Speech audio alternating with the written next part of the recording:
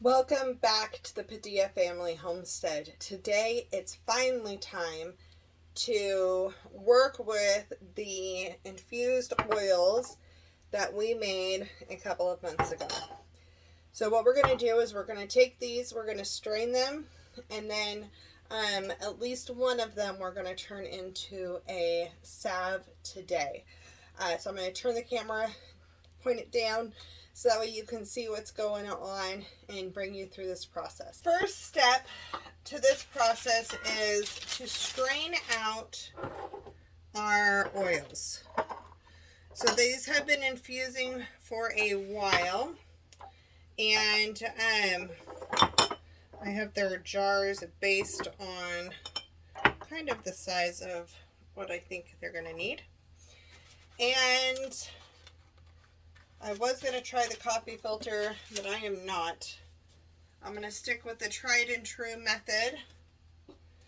And I'm going to start with the chamomile, because that is the one that I may want to keep the most pure, I guess you could say.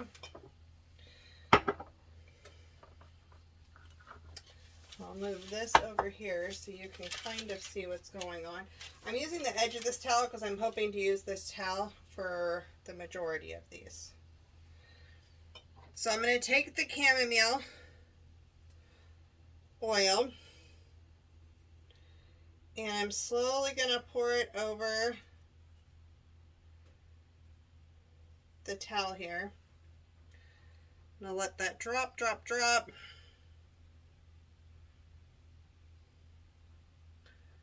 And just let that strain out completely. And then what you're going to be left with is oil down here that doesn't have any of the plant matter in it. For the ease of being on camera, I'm just going to dump the leftover oil, the plant particles, onto that plate. Okay, so you could let this drip for a while. This is a pretty thick, pretty decent sized tea towel.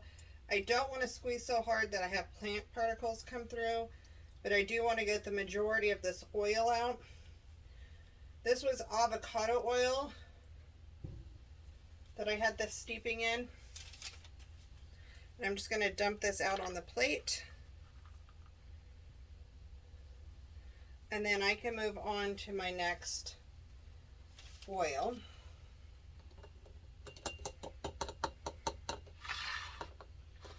I'm going to switch out funnels. The next one I won't switch out funnels, but this one I want to.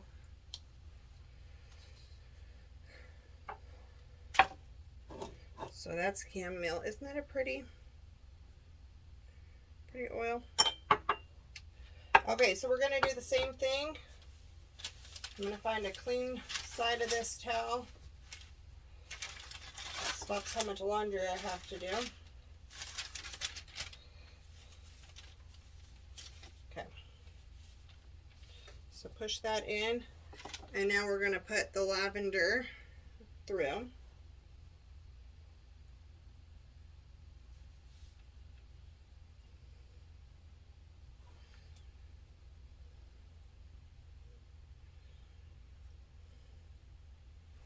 It smells so good.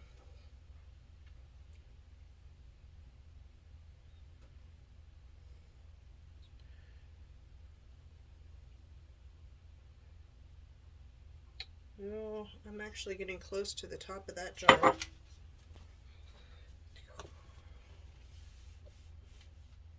I'm going to switch that out since I'm so close to the top of that jar, and just put a little one underneath.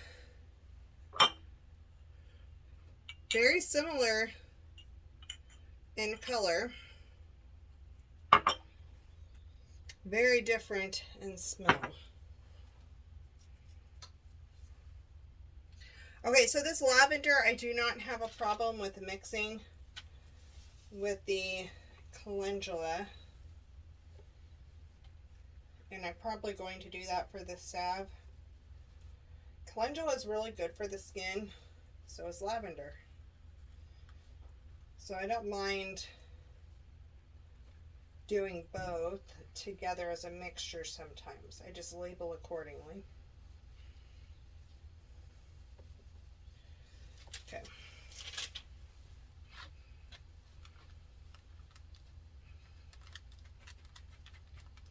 That lavender stuck to this towel a ton more. So I am just going to call that good. There's very little lavender oil in here, depending on what we have left. Will depend on what I do with the calendula. So I am going to wipe this down.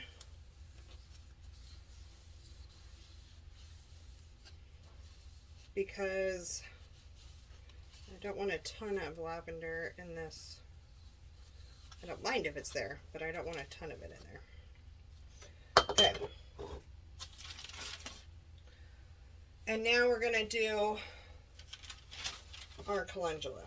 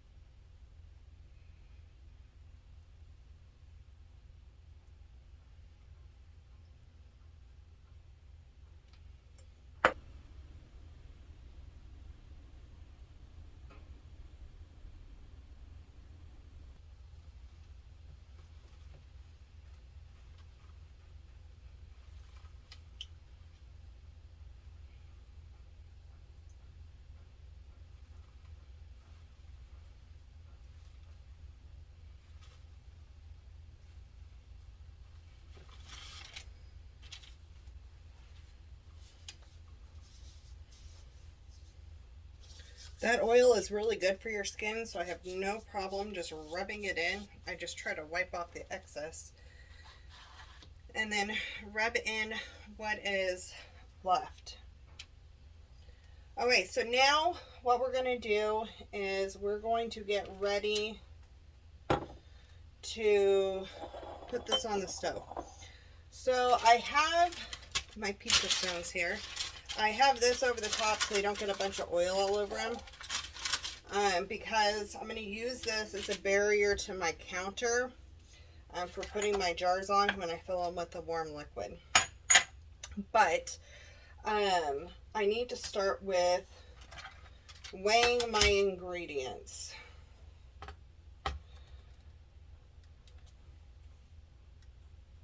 So I'm going to zero out the scale. I'm also going to turn on my stove and get the water started. The handle's already hot from cooking chicken. Alright, so in here now, this is zeroed out. Well, it was zeroed out. I don't know why it's doing that now. Okay, it's zeroed out. And I need 100 grams of shea butter. Hopefully I have enough in this package. Otherwise I'll go get a different package. So 100 shea butter.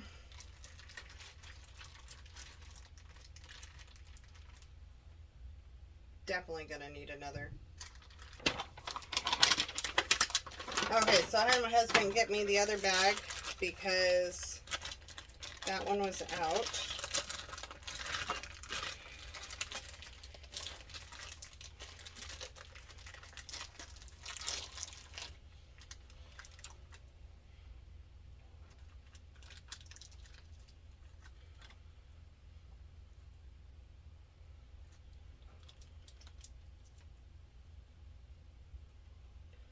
So we're at 73 there.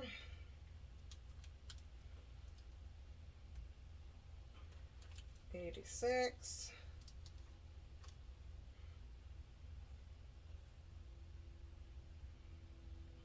$100.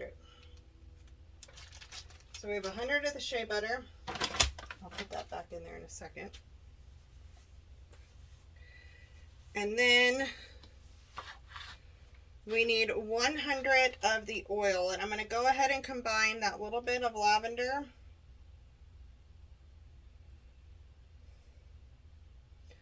I forgot to zero it, so I'm just going to keep adding to it. So I did about 19 of the lavender, and I'll do the rest, the calendula, because that's really, actually, I'll do 30, the lavender.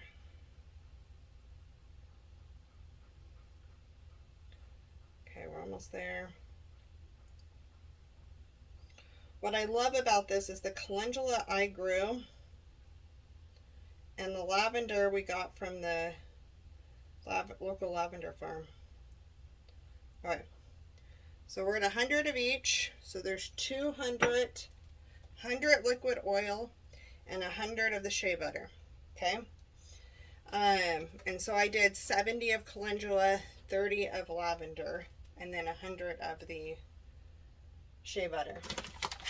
Now I need 60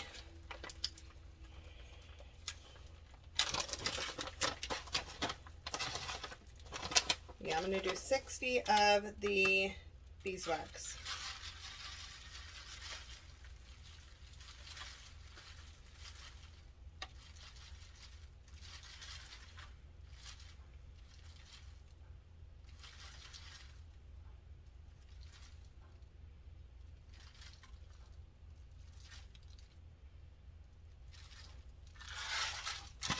Okay. So we'll put this onto the stove, onto a double boiler. I have the water already started here. It's a little pot with some water. And then this will sit right over the top of that. Now, the lavender and calendula oil is already liquid. The shea butter and the beeswax have different melting points. So I believe the shea butter goes first, and then the beeswax is the last thing that melts down. What's great is the beeswax is a smaller size, so it'll help it, more of the area will be getting that heat. So we're going to go ahead and get this on and started.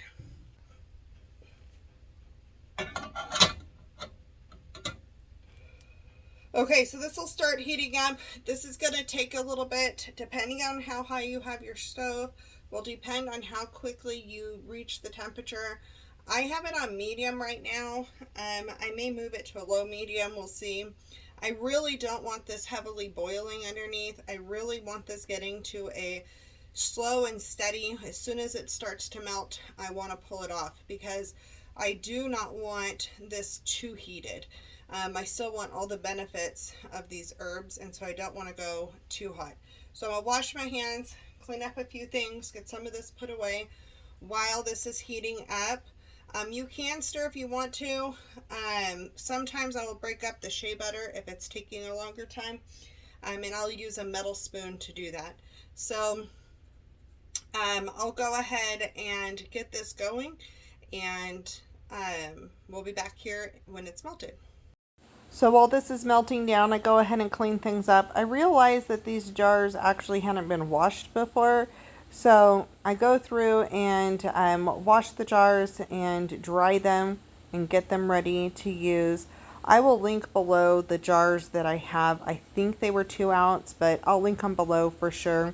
I have put them in 4 ounce jars in the past. This period of time that is on a time lapse is actually about 16 to 17 minutes. So once that oil is done, all melting down and combining, then I wipe off the bottom of that container so you don't get water into the jars. And I use a funnel just to help direct everything. I have found that this is the way that's easiest for me. To keep the area clean, and I just fill the dry, clean jars. And I probably would have had enough for 7 equal ones if I had balanced it out better, but I overfilled a couple of these jars, which worked out. I'll just keep the last jar for myself for sure.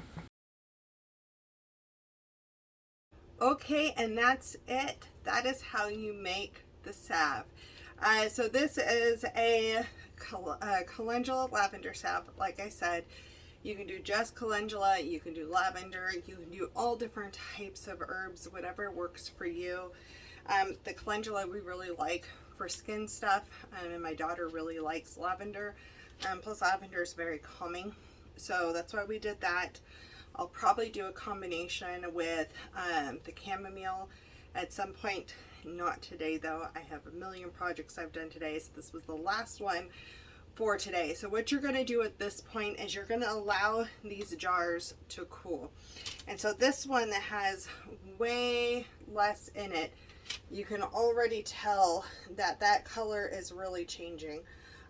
It's going to get this color right here. It's going to get that really pale yellow color, especially if you used the yellow beeswax, which I did.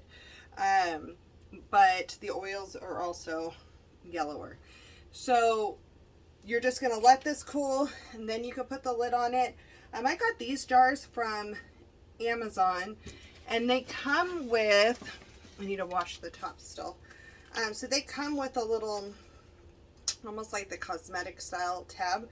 So once this is cooled completely, you can wipe this down, put this on it, and then seal it and label it. Don't think you're going to remember. Once you start making salves, you're going to keep making salves, and you're not going to remember. So I usually put what salve it is and the year I made it.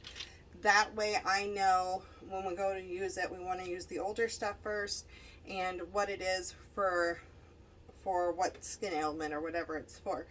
So I like this ratio of the beeswax to the more liquid oils, and it seems to work out nice for us.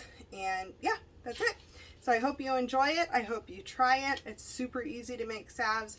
Grow some calendula. It's beautiful in your garden. Caterpillars do love it, but it's beautiful in the garden. And then pick the flowers off, let them dry. Once they're dry completely, put them in the oil. I'll tag that first video down below that I did where I was saving the herbs and I started this oil. Some people do olive oil. I like avocado oil, so I use that, and it's super simple, super easy. It's another skill to add to your belt and for something you may need. So I hope you enjoyed it, and we'll see you on the next video.